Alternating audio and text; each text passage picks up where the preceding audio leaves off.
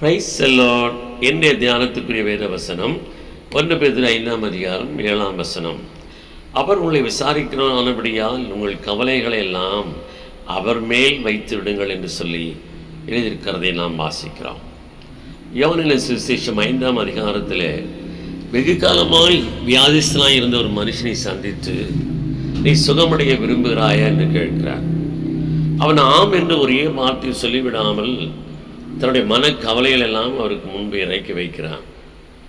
ஆண்டவரே, இந்த குளம் கலக்கப்படும் போது என்னை கொண்டு போய் விடுகிறது கால் இல்லையே என்று சொல்லி, உடனே இயேசு இதுவரை அவனை சுமந்த படுக்கையை அவன் சுமக்கத்தக்கதாக உன் படுக்கை எடுத்துக்கொண்டு நட என்று சொல்லி அவனை பலப்படுத்தி நடக்க வைத்தார் என்று பார்க்கிறோம்.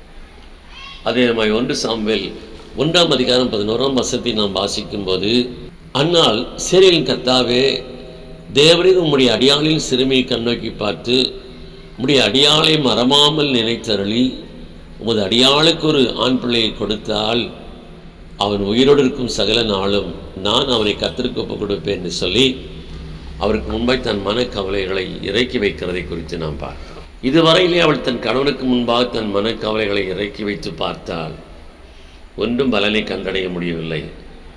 இதில் தேவ சமூகத்திலே தன் கவலைகளை இறக்கி வைத்தபடினாலே ஆண்டவர் அதை விசாரித்து அவள் விரும்பினபடியே ஒரு ஆண் குழந்தையை அவளுக்கு கொடுத்தது மாத்திரமல்ல, அதன் பின்பு 3 குமாரர்களையும் 2 குமாரத்தையும் பெற்றாள் என்று சொல்லி வேதம் சொல்லியிருக்கிறது.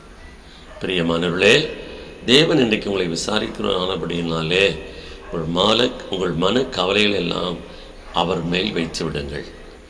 அவர் உங்களை விசாரிப்பாரானால் உங்களுடைய துக்கம் சந்தோஷமாய் மாறும். உங்கள் தேவைகளெல்லாம் சந்திக்கப்படும். உங்கள் நிந்தைகளெல்லாம் உங்களை விட்டு நீங்கும். கர்த்தர் தாமே உங்களை ஆசீர்வதித்து காப்பாராக. ஆமென்.